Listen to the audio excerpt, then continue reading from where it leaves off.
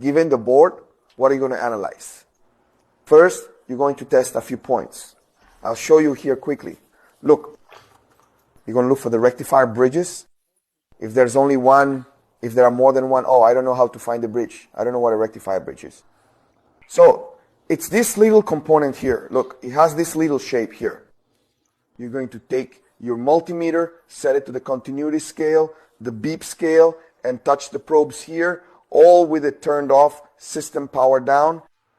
Touch the probes, and if it beeps, you found the problem. Actually, let's go. First point. Is it the board? Do I know how to work with ITER? Do I know nothing about boards? Take it to a climate control specialist. Do you know how to work with boards? Yeah, that's the deal now, just to make it clear for you. Rectifier bridge or the power capacitors.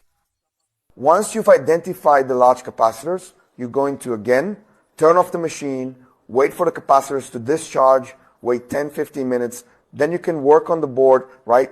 Or you can discharge the capacitors using a series lamp. With a discharge lamp on of those store-bought lamps with two little wires at the end, you use it to discharge the capacitor. Once the capacitor is discharged, I'm going to measure, I'm going to check for continuity. If the capacitor is beeping, here's your short circuit. If the rectifier bridge is beeping, it will be here in this model, look, in this Elgin model. Here's the rectifier bridge. See, it's covered in thermal paste.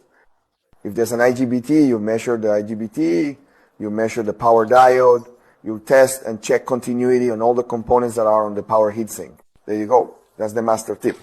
Measure the continuity of all the components that are on the power heatsink. Between their pins, they shouldn't beep.